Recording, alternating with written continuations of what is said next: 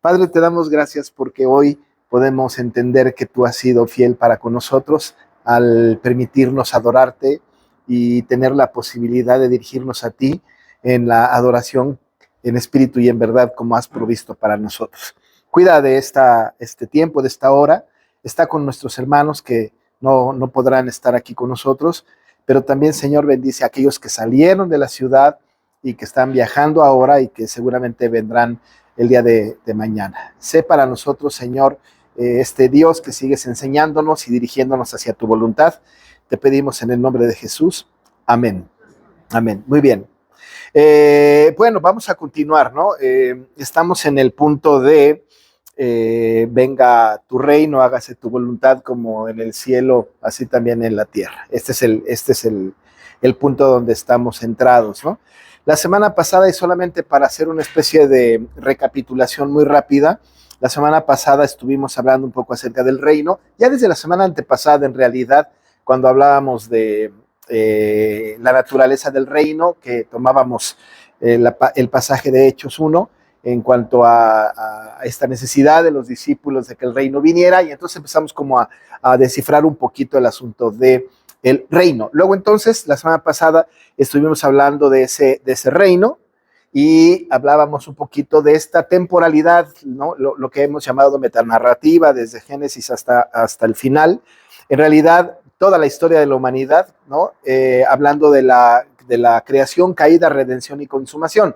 Entonces decíamos que el reino en el momento de la creación era un reino pleno, era un reino absoluto. Dios tenía un contacto maravilloso con el hombre hablaba con Dios, todo era maravilloso, era una situación en perfección, era algo que verdaderamente estaba en reino en plenitud, ¿verdad? Había una muy, muy buena relación en la tierra, pero sin embargo entra el pecado, ya dijimos, ¿verdad? Y el pecado entorpece esta condición del reino, y entonces empieza la enemistad del hombre con Dios, y desde luego ahora este reino se ve afectado por el pecado. No significa que el reino no está gobernando el Señor, sino que significa que el hombre está en franca rebeldía, está desprovisto de la gloria de Dios, y ahora hay necesidad de una redención, ¿no? Hay necesidad de una redención para que la gente que había pecado entonces viniera a Cristo.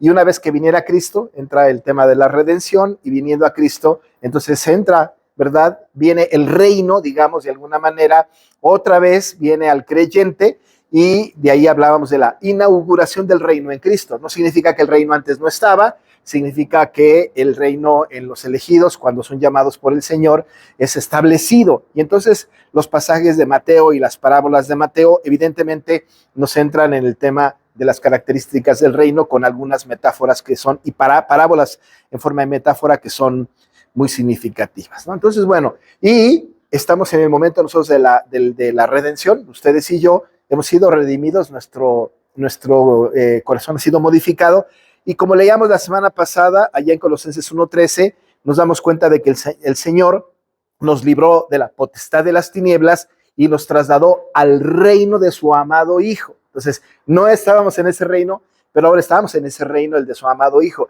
Entiéndase también que entonces estábamos en un reino distinto, ¿no? Estábamos en un reino gobernado por el príncipe de la potestad del aire, ¿no? Estábamos pues gobernados por aquel Satanás que nos tenía en sus garras, desde luego todo en control de Dios, desde luego, pero cuando vino el pecado, estábamos en ese reino, y había la necesidad de cambiar de reino. No lo pudimos haber hecho por voluntad propia, ninguno de nosotros decidió, bueno, ya es tiempo de cambiar de reino, me voy a ir del reino de Satanás y me voy a ir al reino de Dios. Esto era imposible por nuestra condición pecaminosa, la depravación total del hombre. Pero ciertamente la obra la hizo Cristo, que, como dice la palabra, nos libró de la potestad de las tinieblas, nos trasladó el Señor al reino de su amado Hijo. Entonces, en este periodo de redención estamos en el reino de su amado Hijo, ¿verdad? Estamos aquí, ahora, vivimos en función del reino. El reino fue inaugurado por Cristo y nosotros vivimos ya en el reino. Y, sin embargo, hablábamos también de la consumación de los tiempos. Al final de los tiempos, cuando el Señor venga y nos llame, o cuando muramos y nos llame el Señor a su presencia, evidentemente regresaremos a la condición primigenia del reino, ¿no? Es decir, vamos a regresar justamente al momento exacto en que el Señor gobernaba, sin duda, sigue gobernando, pero cuando estábamos en una condición de reino en perfección, y ese es el cierre, digamos, de la temporalidad de la existencia del mundo, ¿verdad? Y ahora, cuando venga la consumación y vayamos ante su presencia todos, cuando el tiempo termine, no termina el reino, más bien es un reino en perfección, y como decíamos, no por 1000 años, sino por toda la eternidad, ¿no? Entonces él, como dice la Biblia, reinará por siempre y para siempre, ¿no? Entonces estará un reino eterno, como está prometido. Ya somos miembros del reino nosotros, ya somos parte del reino, pero seguimos en este cuerpo mortal y seguimos pecando, ¿verdad? Entonces seguimos luchando para tener una vida agradable ante los ojos del Señor en este reino que Él ha puesto. Quiero añadir solamente un par de cosas al respecto del reino que no mencioné la semana pasada y que vale la pena cerrar porque esto nos introduce a la siguiente frase. Es que cuando hablamos del reino, ¿no? Estamos hablando entonces de un poder, ¿verdad? Un poder, como decía en Hechos a los discípulos, ¿no? Recibiréis poder cuando haya venido sobre vosotros el Espíritu de Dios, el Espíritu Santo, y me seréis testigos en Jerusalén, toda Judea, Samaria y hasta lo último de la tierra, ¿no? Ese era el mensaje que el Señor había dejado cuando estaba en esta condición de la posterior a la resurrección antes de su ascensión. Bueno, pues en ese momento entonces se abre la posibilidad de que el evangelio corra, vaya por toda la humanidad, es la tarea que nosotros tenemos que hablar del reino, ¿no? Tenemos la necesidad de hablar del reino desde aquel momento en adelante, no que el reino no existiera antes, sí, por supuesto existía, Dios ha gobernado la tierra todo el tiempo, no dijo, bueno, ya es tiempo de que reine, no, ha reinado siempre, pero en ese momento hay una tarea, hay una comisión, hay un deber que tienen los creyentes y es de no ser soldados, pero ser testigos, ¿no? del reino del Señor y nos manda a reinar. A partir de ese momento el tema se convierte en un asunto bastante complejo y un poco subversivo, porque nombrar a Cristo como Señor tenía connotaciones subversivas. De hecho, por ejemplo, en la época de la primera iglesia, cuando se hablaba de Jesús es el Señor, era contravenir, ¿verdad?, lo que existía en esa época, que era justamente el gobierno de César, ¿no? Decir que Jesús era el rey o que Jesús era el que gobernaba, era el rey, entonces significaba que César no lo era, ¿no? Es decir, Cristo es el Señor, ¿no? Y los apóstoles proclamaban esta verdad, ¿verdad? Cristo es el Señor, y esto tenía cierto grado de subversividad, si existe esa palabra, y, ¿no? Hacía, de alguna manera, era como decir, y César no, ¿no? Cristo es el Señor, César no lo es, ¿no? Y eso enardeció el ambiente de la política de ese tiempo, y claro que había necesidad de acabar con que se estaba haciendo Señor, porque aquí no hay más Señor que César. E incluso, ¿verdad? Nosotros encontramos en la Biblia esta realidad, aquí no hay más Dios que César, ¿no? Entonces, era subversivo, entonces se consideraban como revolucionarios los cristianos porque estaban queriendo entronar a una persona del gremio judío, de la etnia judía, y descartar la posibilidad de que todo el mundo le rindiera pleitesía al César.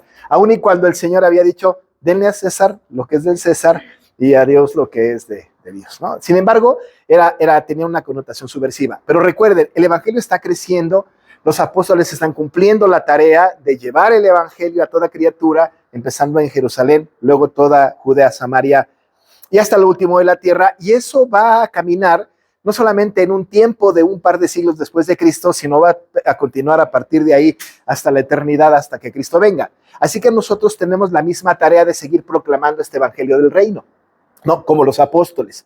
Pero como en aquella época, muchos años después, ya por la primera mitad del siglo XX, por ahí 1922, 1940 y tantos, antes del 1950, ¿no? Hubo una circunstancia en la Alemania nazi. La Alemania nazi había creyentes, desde luego, no solamente, por supuesto, los judíos eran enemigos del gobierno nazi, ¿no? Y había que aniquilarlos, era totalmente antisemita Hitler, pero eran enemigos. Pero había dentro o en medio de la situación de esa temporalidad, algunos que creían, que eran creyentes en Cristo, ¿no? Que eran cristianos, digamos. Y había una política de religión de libertad. Sin embargo, los cristianos seguían con este lenguaje de los cristianos del primer siglo y decían, Cristo es el Señor, ¿verdad? Cristo es el Señor. Y pasó lo mismo que con César. Si Cristo es el Señor, entonces Hitler no lo es. Y hubo una persecución no solamente para los judíos, sino aquel que proclamara que Cristo era el Señor, ¿no? Corría el riesgo de ser subido a un tren y llevado a un campo de concentración y a la postre morir, ¿no? Como cualquiera de los que estuvieron en esta condición con Hitler. Entonces, no solamente en aquel tiempo de César, en donde Cristo es el Señor y su reino era peligroso, pero después, ¿no? Ya con la época de la Alemania nazi, desde luego que pasó lo mismo, ¿verdad? Cristo es el Señor era un riesgo tremendo, porque Hitler decía aquí, yo soy, ¿no? Yo soy Dios. Y la historia da fe del empoderamiento que tenía este hombre, magnicida, por cierto, ¿no? Dictador sin duda alguna, ¿no? Voluntarioso, y él se creyó que era Dios, ¿no? Se creyó que era el hombre más importante sobre la faz de la tierra, y por supuesto que perseguía, encarcelaba y mataba a todos aquellos que pudieran proclamar a Cristo como Señor, porque era revolucionario, pues era subversivo, era peligroso que esto sucediera, porque él tenía que tener toda la atención. Pasaron los siglos, ¿no? Y ha habido épocas en la historia de la humanidad en donde los que viven en el reino de Satanás, ¿verdad?, están muy intranquilos con el reino de Dios, porque sobre todo los gobiernos totalitarios, los gobiernos dictatoriales, ¿no? Los afanes, ¿verdad?, de que su voz sea la que se escuche y de que haya pleitesía, ¿verdad? Es muy peligroso hablar de Cristo es el Señor, ¿verdad? Hay países hoy día en donde hay dictadores, ¿no? Que ellos quieren que con su boca se haga todo, decretan cosas, establecen cosas, persiguen gente si no están de acuerdo conmigo, y entonces desde luego que otra vez hay una situación subversiva. No puede haber más Señor que yo. Y sigue pasando y seguirá pasando hasta que el tiempo termine, hasta que el tiempo venza. Así que el reino es un concepto subversivo. Hay una lucha, ¿no?, encarnizada por saber quién gobierna, quién es el Señor. La importancia de venga tu reino, entonces, es una importancia mayúscula, porque lo que estamos pidiendo es, entonces, que el reino del Señor prevalezca y el reino de los hombres sucumba, ¿no? Es decir, que caiga el reino de los hombres, desde luego en los ámbitos espirituales, y que el reino de Dios sea un reino que esté no solamente para los creyentes, sino para toda la humanidad, para algunos en condenación desde luego, y para otros, para nosotros, por ejemplo, ¿verdad?, vivimos en función de ese reino, ¿verdad? Y hoy, precisamente hoy, tenemos que recordar que nuestra real y verdadera ciudadanía está justo en los cielos, ¿no? Somos ciudadanos del reino. Ese es un punto importante. Entonces tenía un peligro subversivo, había peligro, había riesgo desde el principio hasta hoy día de decir que Jesús es el Señor, ¿no? Es muy peligroso. Nosotros como iglesia creemos que nosotros no tenemos un gobierno democrático representativo, sino que somos una monarquía, ¿no? Hay monarquía. ¿Por qué? Porque Cristo es el rey y nosotros sus súbditos. Y estamos sujetos al reino y nos encanta. Bueno, nos debe de encantar, ¿verdad? Aquí no hay más rey que Jesús, ¿no? Cuando algún pastor quiere erigirse como el más importante, tiene que ser bajado, tiene que ser quitado, tiene que ser no aniquilado, ¿verdad? Pero no es posible. Aquí el rey, ¿verdad?, el Señor es Cristo y nada más que Cristo. Esa es la primera cosa que quiero solamente traer a la mente para caminar hacia hágase tu voluntad. La segunda cosa que considero que es importante mencionar en este asunto del reino, de que el reino de Dios venga, tenemos que recordar que este reino es un reino espiritual. No es un reino que se establece a partir del bien social, ¿verdad? Cuando buscamos nosotros, por ejemplo, o la gente busca que el reino se construya socialmente, alimentando a los pobres, ayudando a los necesitados en sus enfermedades, qué sé yo, proveyendo en los hospitales, visitando a los enfermos, yendo a las cárceles. Este evangelismo, que no está mal, ¿no? Hay que hacerlo, pero si nosotros pensamos que el reino va a venir ¿verdad? O que el reino está viniendo cuando hacemos una obra social, caemos en el peligro de la teología de la liberación, caemos en el peligro de sociabilizar el evangelio y pensar que se cumplen en nuestros esfuerzos sociales, en nuestros esfuerzos de componer el mundo, digamos, ¿no? Como obras sociales. Insisto, no está mal. Creo que tenemos que dar de comer a los pobres, tenemos que visitar a los enfermos, tenemos que ir a las cárceles a proclamar el evangelio, pero no debemos de creer que esto fabrica el reino.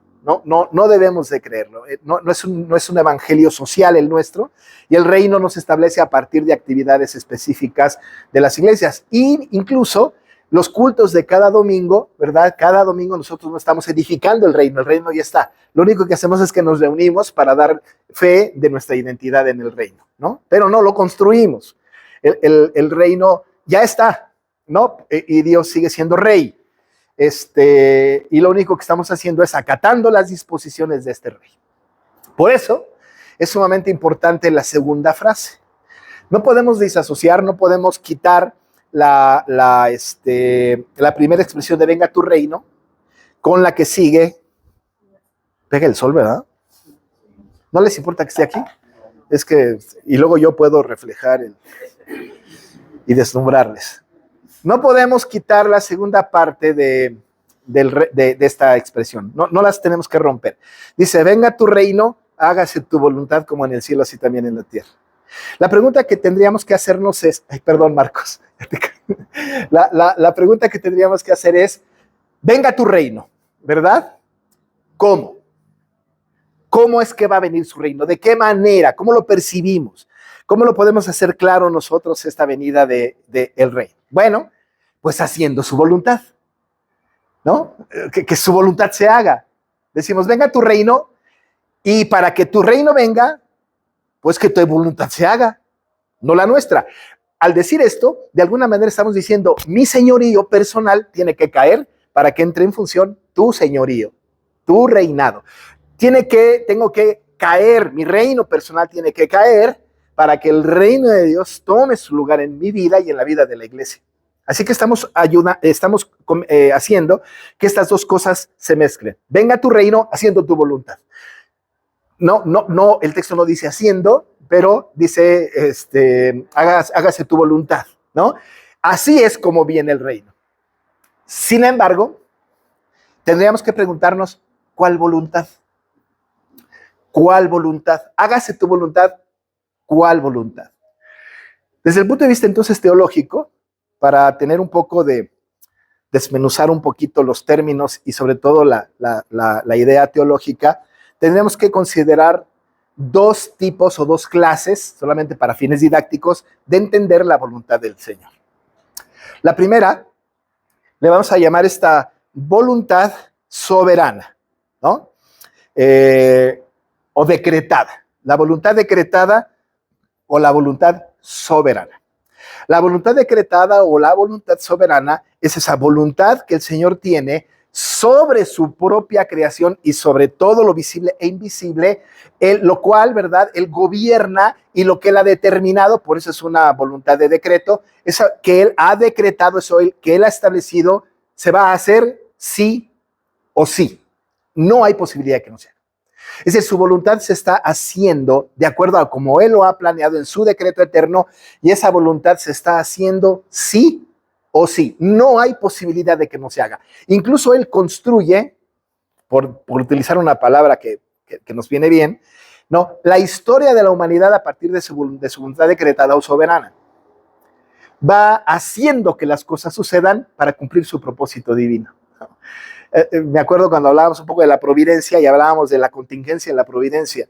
Cuando hablábamos de este asunto, estamos hablando entonces de que no hay cosa que suceda que no traiga como resultado, ¿no? Algo que Dios había planeado desde antes de la fundación del mundo. Y así nos encontramos, como he mencionado muchas veces, con el asunto de David y Betsabé, que por supuesto fue un pecado, ¿verdad? Pero que en el decreto eterno de Dios esto sirve para que a la postre venga David y después Jesús. Lo mismo pasa con Elimelech y Noemí, que se van de Belén a Moab, y si no hubiera sucedido esto, no conocen a Ruth, y si no conocen a Ruth, no se relaciona con vos, y si no se relaciona con vos, bueno, pues entonces no nace Obed, y si no nace Obed, no nace Isaí, y si no nace Isaí, no nace David, y si no nace David, no nace Cristo. Es decir, que todo este proceso, ¿verdad?, de la voluntad soberana de Dios se cumple. Y Dios es el arquitecto, constructor de la historia de la humanidad, y Él dice, cuando esto va a suceder, esto ha de suceder según, como dice Efesios 1:11, según el designio de su voluntad. Su voluntad soberana, su voluntad decretada. Y maneja la historia de tal manera maravillosa que tenemos testimonio en la Biblia. Ustedes se acuerdan en el libro de Éxodo cuando Moisés va con Faraón para que deje salir al pueblo de Israel de Egipto. Va varias veces, ¿no? Previo a cada plaga, ¿no? Y la tarea era que Moisés, juntamente con Aarón, que era digamos, el que hablaba, ¿no? Que le decían a Faraón, deja a mi pueblo salir para que me adore. Pasó algo que cuando solamente leemos el Éxodo nos llama la atención. Y nos preguntamos por qué. ¿Por qué Dios da una orden? Y luego de dar la orden, en lugar de facilitarle la chamba a Moisés y al pueblo, endurece el corazón de Faraón. Uno se pregunta, ¿no hubiera sido bueno que Dios ablandara el corazón de Faraón para que la tarea fuera más fácil? Suena raro, ¿no? Es decir, endureció su corazón y lo repite una y otra vez. Y entonces Dios endureció el corazón de Faraón. Hasta ese momento cualquier teólogo liberal habría hablado de un Dios tirano, ¿no? Me mandas, ¿verdad?, a que saque al pueblo de Israel de Egipto y en lugar de ablandar el corazón de Faraón, lo endureces. Es como raro eso, ¿no? Pero el Señor no tiene entonces ese decreto, esa voluntad soberana que se está haciendo en algo aparentemente malo, como es el endurecimiento del corazón de Faraón para que el pueblo, ¿verdad?, no saliera de Egipto hasta la última plaga. Nos lo explica Pablo en los Romanos. Y entonces decimos, ya entendí, ¿verdad? Porque entonces Pablo a los Romanos, cuando habla con los romanos, ¿no? Le escribe a los romanos, ahí en el capítulo 9, podemos entender que el Señor dice que va a tener misericordia de quien quiere tener misericordia y se va a compadecer del que quiera compadecerse. Hasta ahí diríamos, ok. ¿Y qué hay con Faraón? Entonces, alguien que me ayude a leer Romanos 9, 17 y 18. ¿Qué hay con Faraón? 9, 17 y 18.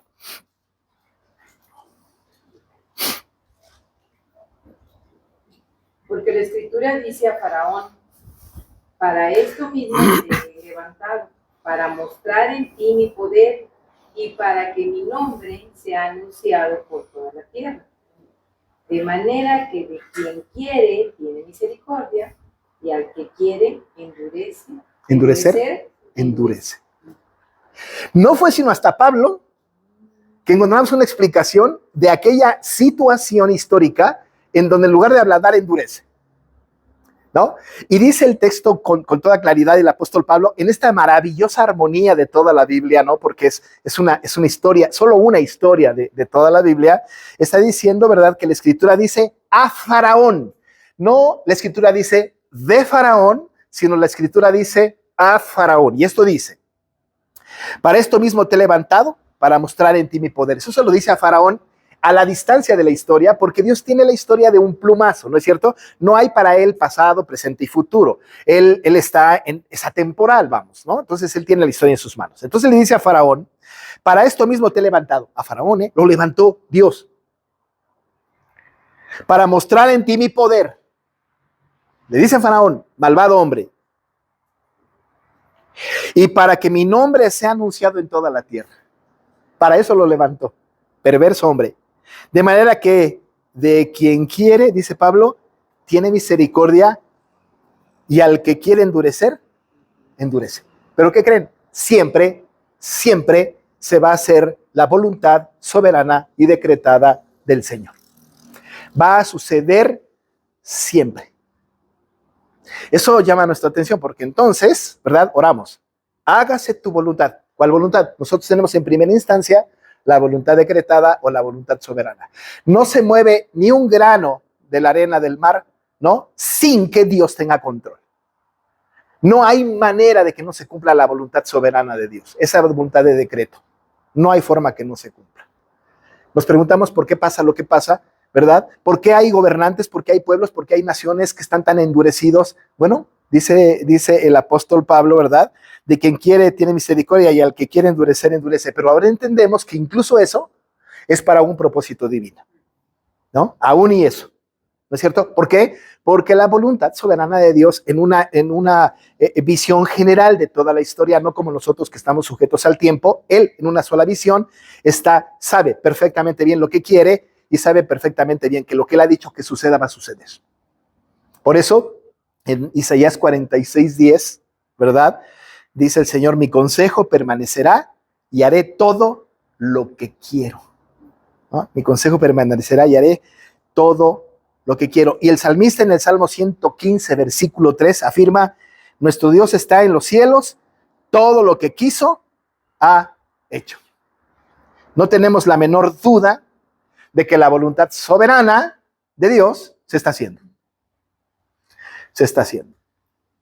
Pero el segundo concepto de la voluntad de Dios, que no es la voluntad decretada o soberana, y que la tenemos nosotros que poner en este punto de hágase tu voluntad, es la voluntad de Dios, esta voluntad revelada. La voluntad revelada, y conste que estoy evitando la palabra permisiva, pero la voluntad revelada, y no se vayan con lo de permisivo, eso no sé ni por qué lo dije, pero la voluntad revelada es aquella voluntad de mandamiento. Es decir, que el Señor pone su voluntad revelada, pone su ley en medio del mundo, no solamente para la iglesia, pero para todo mundo. Por eso no está bien, que venga a nosotros tu reino, así como que los demás no, pero si no. La voluntad revelada de Dios va a toda la humanidad. Por ejemplo, los 10 mandamientos son parte de la voluntad revelada de Dios. Y nosotros sabemos, porque ya lo estudiamos, que los 10 mandamientos no es exclusivo para la iglesia, para los creyentes, es para toda la humanidad, de tal manera que el hombre perverso, el hombre del mundo no puede decir, bueno, no matarás es solamente para los cristianos porque es su Dios, a nosotros sí se nos permite. Es absurdo, ¿no? Es decir, la voluntad revelada de Dios es para absolutamente toda la humanidad. No hay manera de que esto no sea así. Así que estamos hablando de esta voluntad revelada, ¿verdad? Que pone en las manos de la creación, en las manos del ser creado, esta voluntad. Esta voluntad. Y esa es la voluntad de Dios, ¿verdad? El Señor Jesús se refiere a esta voluntad revelada de Dios.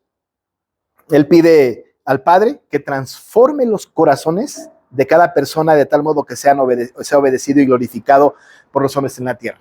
Ahora, nosotros tenemos una orden en relación con Dios de amarle con todo nuestro ser. Esa es una voluntad revelada. Pero no lo amamos. No lo amamos con todo nuestro ser. No está sucediendo eso.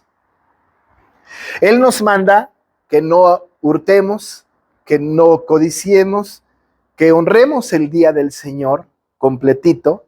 Nos ordena que no nos hagamos imágenes de Él. Nos ordena que honremos a nuestros padres. Nos ordena un montón de cosas. No solamente lo que está en la tabla de la ley, sino en toda la Escritura hay instrucciones para nosotros. Sin embargo, nosotros estamos en la posibilidad de no cumplir.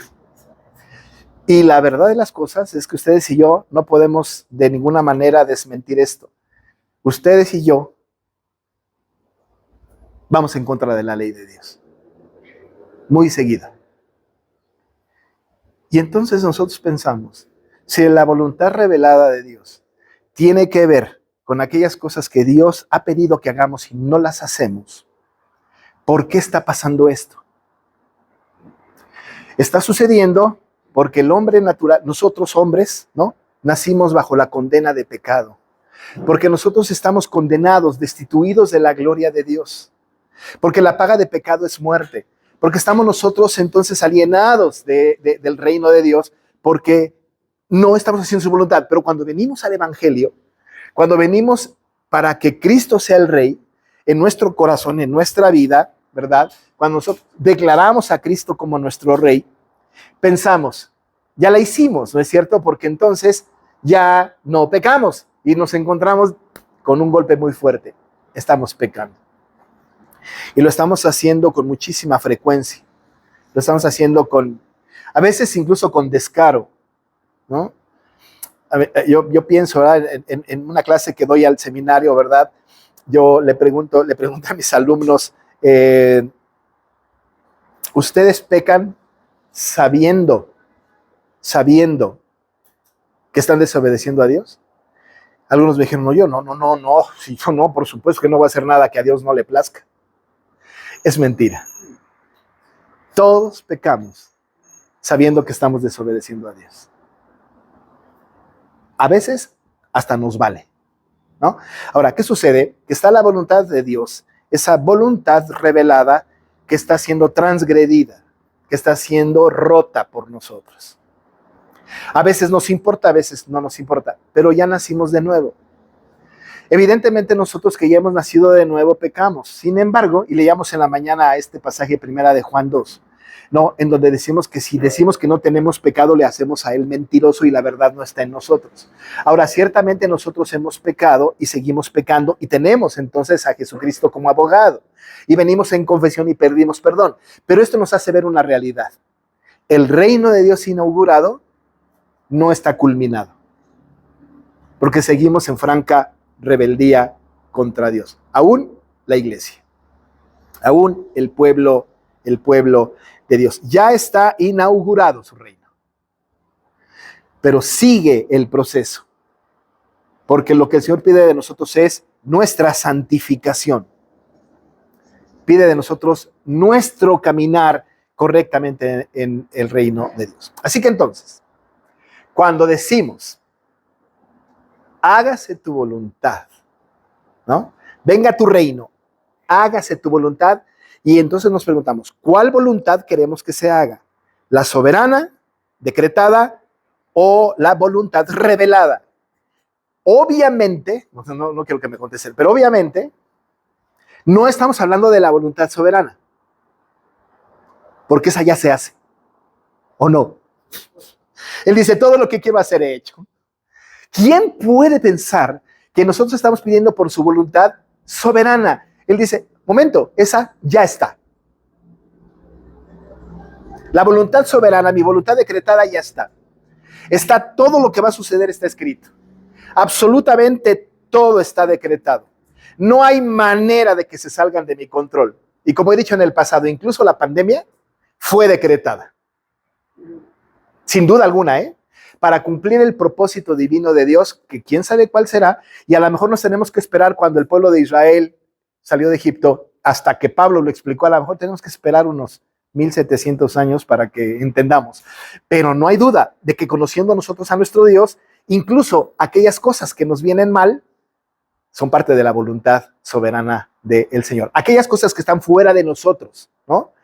Aquellas cosas que no están en nuestro control, Dios sigue siendo el perito arquitecto de toda la historia de la humanidad. No hay una sola cosa que esté sucediendo que no esté en el control de Dios. Así que cuando decimos hágase tu voluntad, no estamos hablando de la voluntad soberana porque esa ya se hace. Ya se hace. Pero lo que estamos pidiendo en nuestra oración, venga tu reino y hágase tu voluntad, para que tu reino venga, queremos que se haga tu voluntad, es justamente en la voluntad revelada. Hágase tu voluntad en nosotros. Hágase tu voluntad, ¿verdad? Que venga tu reino a nosotros y que se haga tu voluntad revelada. Lo que tú mandaste que hiciéramos, que se cumpla. Lo que tú mandaste que fuéramos, que se cumpla. Que lo que debe de estar en nuestro corazón se cumpla. Y qué difícil, ¿no? Qué difícil. Entonces, sabemos que hay un reino inaugurado, pero no consumado. ¿Sí o no? Porque si estuviera consumado, entonces es que todos estamos haciendo la voluntad perfecta de Dios y no es cierto. Estamos en el proceso, estamos en el camino, estamos dirigiéndonos hacia allá y estamos queriendo hacer su voluntad, pero no nos sale. No nos sale. Y es posible que nos esforcemos, y está bien que nos esforcemos, pero no sale. ¿Por qué? Porque nosotros, incluso regenerados, todavía tenemos rasgos de nuestra vida pasada pecaminosa. Todavía hay algo ahí que está estorbando. Y por eso tenemos que hacer morir lo terrenal en nosotros. Y por eso tenemos que caminar en santificación. Y por eso tenemos que leer la Biblia. Y por eso tenemos que orar. Y por eso tenemos que reunirnos. Y por eso tenemos que atender lo que el Señor ha pedido en su palabra. Voluntad revelada. Así que decimos, hágase tu voluntad, no la soberana, que ya se está haciendo como dije, sino la revelada. Señor, que ya no mienta, que ya no hurte, que ya no adultere, que ya no haga imágenes de ti, que ya no codicie, que honre a mi padre y a mi madre. Estoy pidiendo eso. Que yo pueda acatar tus instrucciones perfectamente bien. Por eso la oración no termina, no culmina, no hay un momento en que dejemos de dejar de hacerla.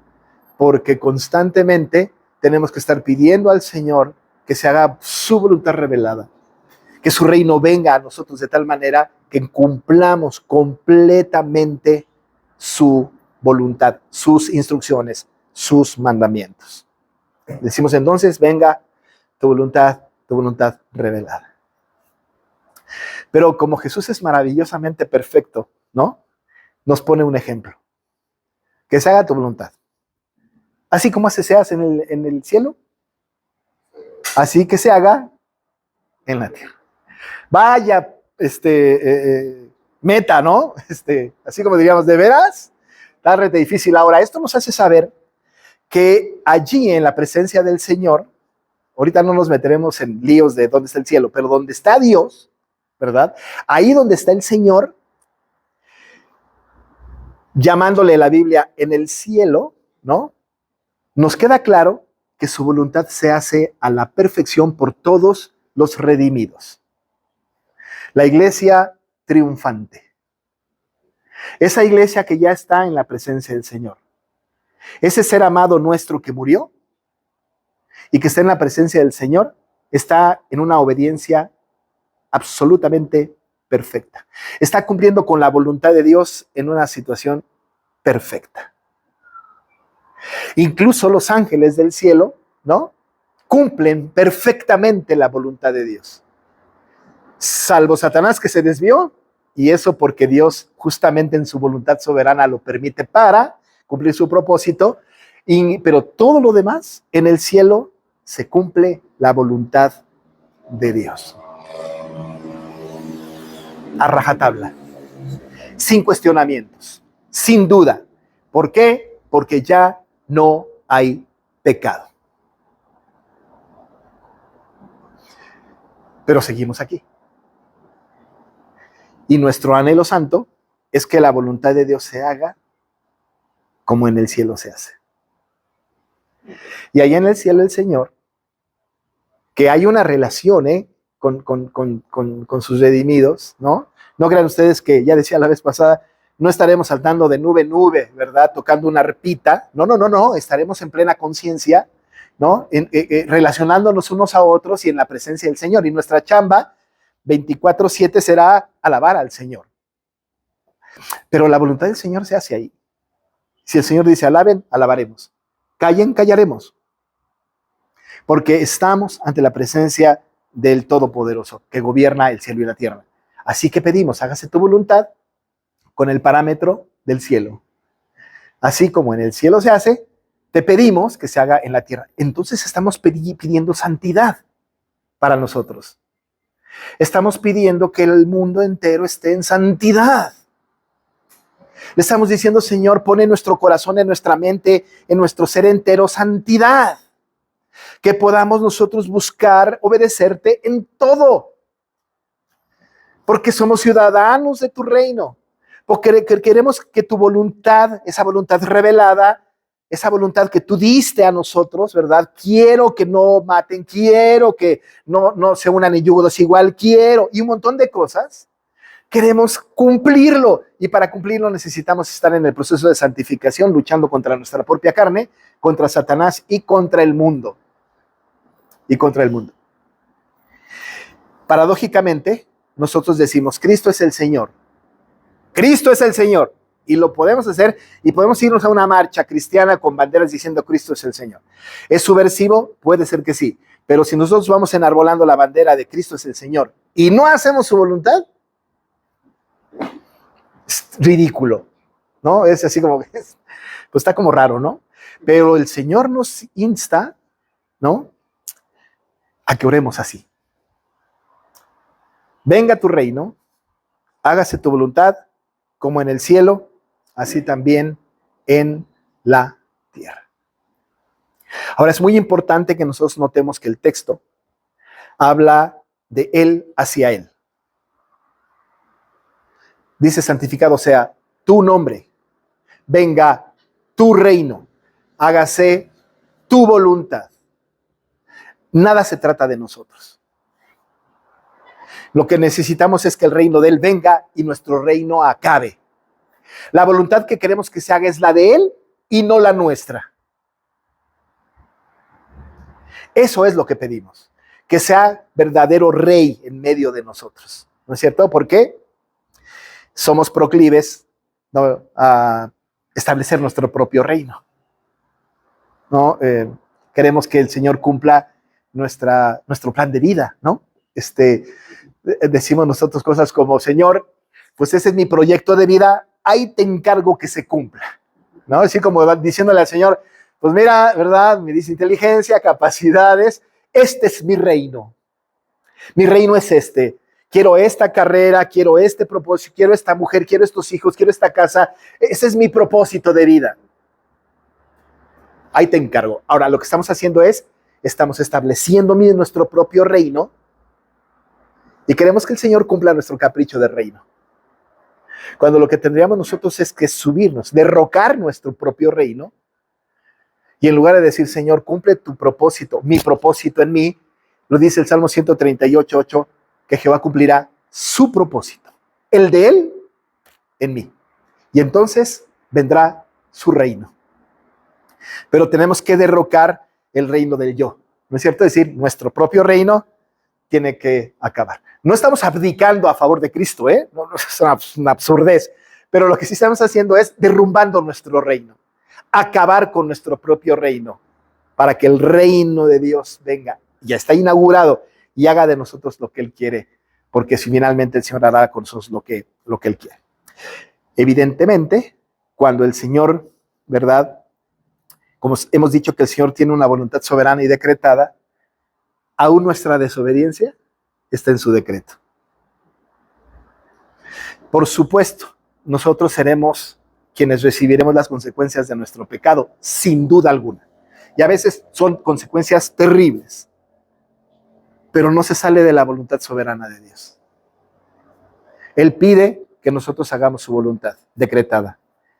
Y por encima de esto está su voluntad soberana. Aún en la desobediencia de nosotros, el Señor sigue cumpliendo su propósito divino. Pero nosotros sufriremos las consecuencias de nuestra desobediencia.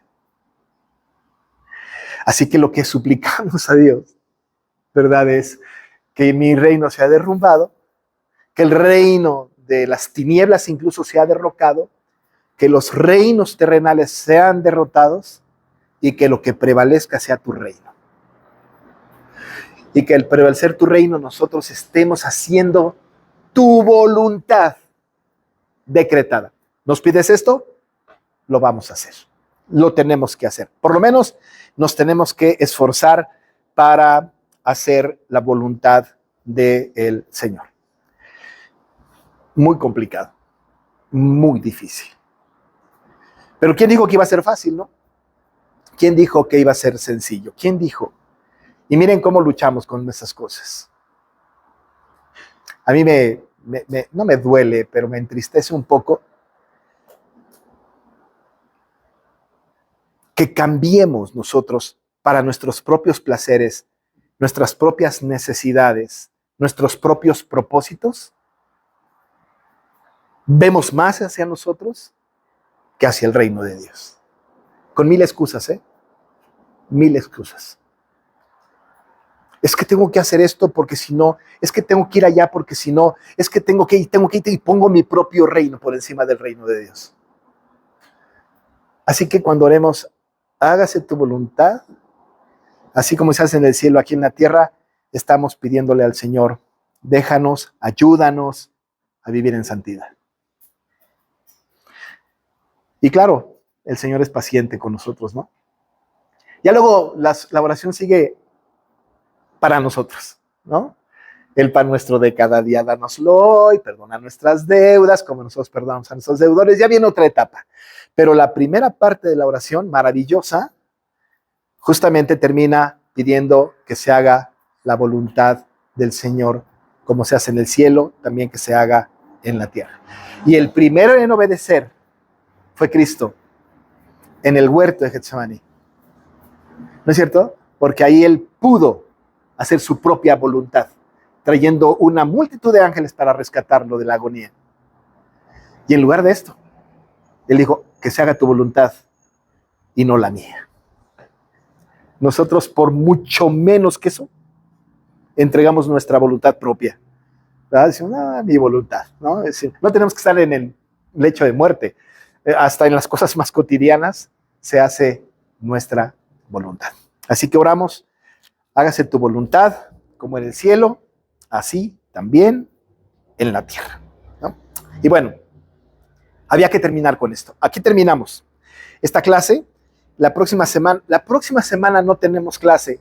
Ay, me lamento tanto esto, porque voy a viajar a la reunión de presbiterio en Saltillo y quién sabe si lleguemos a tiempo. Vamos a viajar el domingo de regreso, pero igual y si llegamos a tiempo vamos a llegar muertos de agotamiento, ¿no? Entonces, no les conviene que le dé una clase cansado. Entonces, prefiero mejor no tenerla, ¿no? Pero dentro de 15 días empezamos con el pan nuestro de cada día, dánoslo hoy, ¿no? Muy bien. ¿Algún comentario, hermanos, que tengan? Muy bien. Sí, hermano. Sí, mi hermano Jorge.